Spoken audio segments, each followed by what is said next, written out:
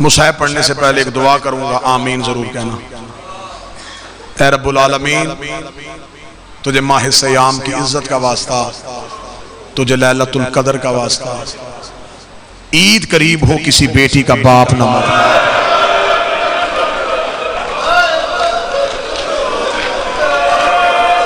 جس نے آمین کہا محمد کی بیٹی راضی ہو۔ بادشاہ حسین تیری جوانی کو سلامت رکھے۔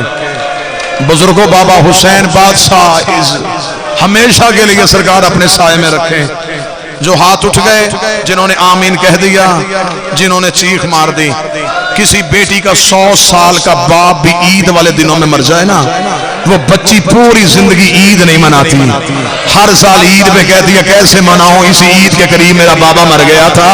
اور سر پہ قرآن رکھ کے بتا کیسے زینب عید مناتی۔ زینب کو عید والے دن باپ کا 10واں آ گیا، دروازے پہ کھڑی ہو گئی، رو رو کے کہتی بابا تیرے کوفے میں مجھے پرچھا دینے کوئی نہیں ہے۔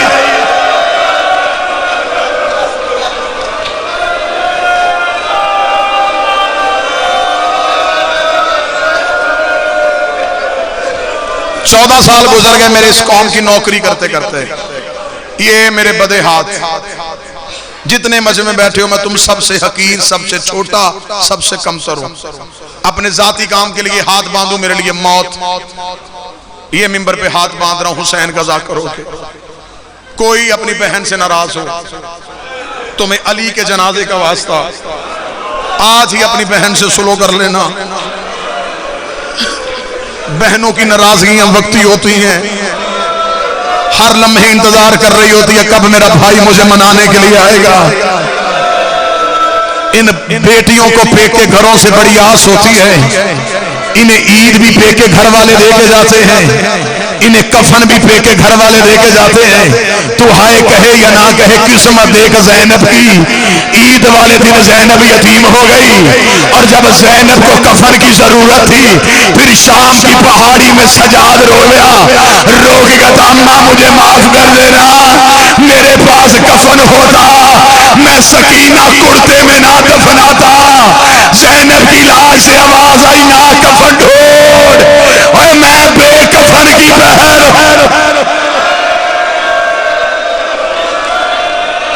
نہ عید پہ کے گھر سے نہ کفن پہ کے گھر سے۔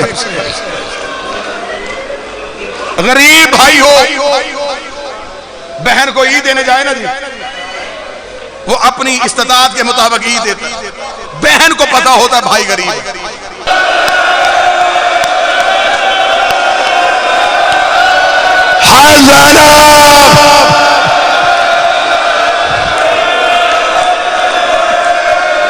ایک بار غازی سے کہے باب علی کے کپڑے پہن کے میرے گھر میں مجھے چل کے دکھائے۔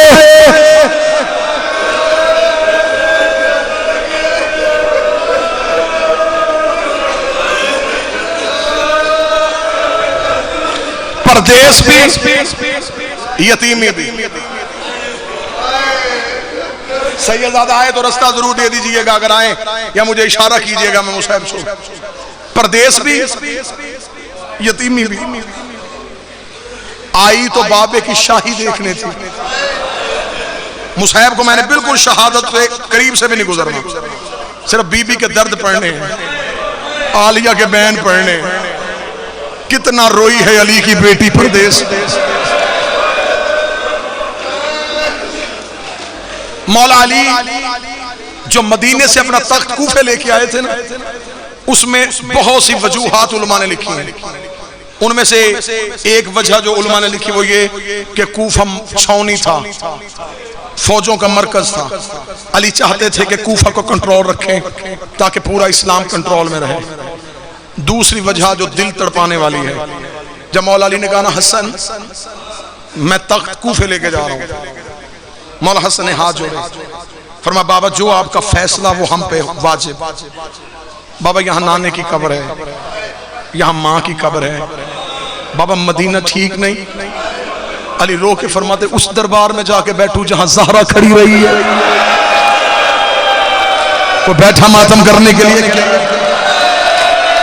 مجھے ابھی بھی مدینے میں تیری ماں کے رونے کی آوازیں آ رہی ہیں. میں آج بھی دروازے پہ جاتا ہوں, مجھے زہرا کا جلتا ہوا ہاتھ نظر آتا ہے.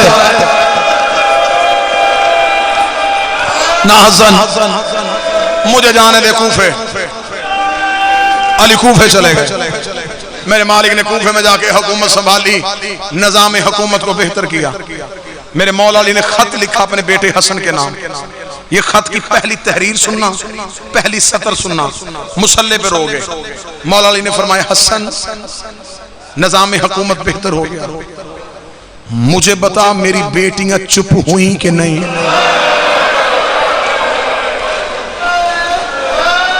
میری زینب چپ ہو گئی ہے. حسن نے واپسی جواب لکھا, بابا دروازہ دیکھتی ہے تو روتی ہے, ماں کا مصلی دیکھتی ہے تو روتی ہے, اماں کی چکی دیکھتی ہے تو روتی ہے, زینب کی آنکھوں کے آنسو بند نہیں ہوئے. علی کی آوازیں پھر ایسے کر بہنیں لے کے کوفے آ جا, یہاں کے بابے کی شاہی دیکھیں گی, شاید زینب کی آنکھوں کے آنسو بند ہو جائیں. لیکن حسن جب زینب کا سفر کرنے کا مقصد ہو, پھر ایک کام کرنا, نبی کی اونٹنی قصوہ کو گھر لے کے جانا, 3 دن تک اسے اپنے صحن میں بٹھانا, میری بیٹی کو ناکہ پہ سوار ہونے کا طریقہ سکھانا. میری زینب نے آج تک کبھی کسی جانور کے پشت پہ سواری نہیں کی.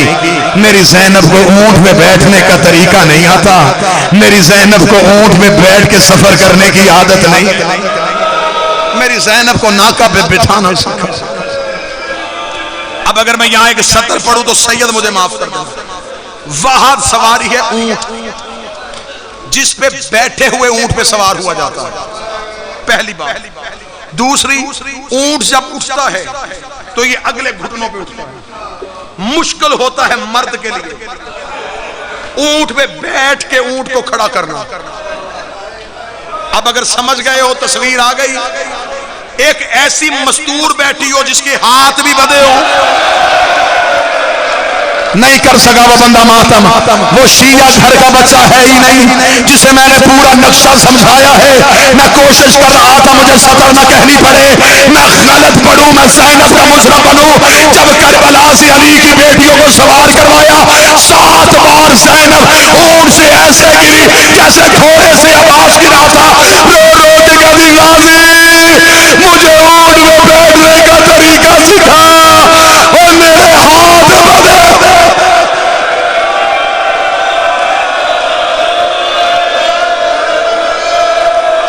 اجرکم اللہ, اجرکم اللہ, اجرکم اللہ. غازی تم مرد ہو کے بغیر بازوؤں کے گھوڑے سے گرا, میں مستور ہو کے بدے بازوؤں سے بار بار گر رہی ہوں, بار بار گر رہی ہوں.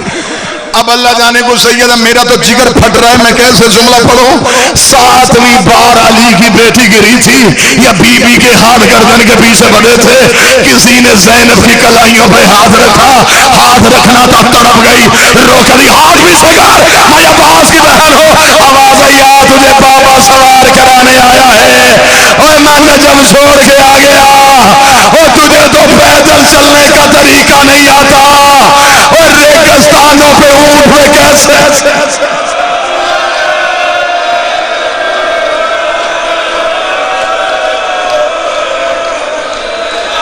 کوفے میں, جس کوفے میں بابے کی شاہی دیکھنے گئی, یہ بدے ہاتھ جتنے ظاہر بیٹھے ہو گواہی دینا, کربلا سے کوفہ آج کوئی سفر نہیں, 1 گھنٹہ 45 منٹ کربلا سے کوفہ. اس دور میں رستہ مشکل بھی ہو تو کتنا ہوگا, کتنا ہوگا, بہت بھی ہوگا. دور دراز کا سفر تھا. کتابیں کہتی ہیں کہ 2 راتیں اور 1 دن تھے کربل سے کوفہ. 10 محرم گھوڑے کی زین سے اتارا حسین. اب مجھے نہیں پتا, میں پڑھ دوں گا, تم سنو نہ سنو. 10 محرم عصر کے وقت گھوڑے کی زین سے حسین گرے. مغرب کے بعد انہوں نے زینب کا خیمہ لوٹا، رات کو یہ علی کی بیٹیوں کو لے کے کربلا سے نکلے ہیں۔ اللہ جانے ان بغیرتوں نے کیسے دوڑائے ہیں اونٹ کہ کوفے میں فجر کی اذان ہو رہی تھی یا زینب کا اونٹ کوفے کی گلیوں میں آ گیا۔ میں نے بڑا ڈر کے پڑھا ہے، یا میں مر جاؤں گا یا کوئی سننے والا مر جائے گا۔ میں نے جملہ کہا ہے کہ ادھر آدھی رات کو کربل سے نکلے، فجر کی اذان ہو رہی تھی یا علی کی بیٹی کا اونٹ کوفے میں آ گیا۔ جس بندے نے ماتم نہیں کیا اب کلیجہ سنبھالے۔ میں تمہیں بتاؤں یہ اونٹ کیسے آئے تھے۔ مقتل لکھ دیا ان بغیرتوں نے اونٹوں کو گھوڑوں کے ساتھ اڑایا، انہوں نے اونٹوں کو گھوڑوں کے ساتھ اڑایا۔ اونٹوں پہ مائیں بیٹھی تھی، ماں کی گردنوں کے ساتھ بچے تھے۔ یہ اونٹ کو تازیانہ مارتے، تازیانہ بچے کو لگتا، بچہ ماں کے گلے سے باہر چھوڑتا، بچہ کربلا کی زمین میں گرتا، پچھلے اونٹ کا پاؤں بچے کے سینے پہ آتا۔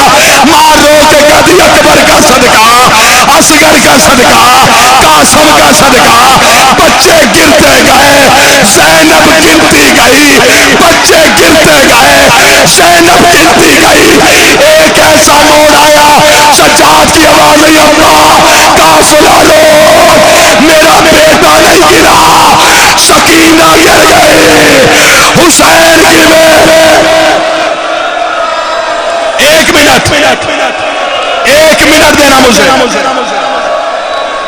باجی، ایک منٹ۔ اب میرا بیٹا نہیں گرا، اب میری بیٹی گر گئی ہے۔ سید زادہ تشریف لے آیا، منشد سے اجازت مانگ کے جملہ پڑھنا لگتا ہوں۔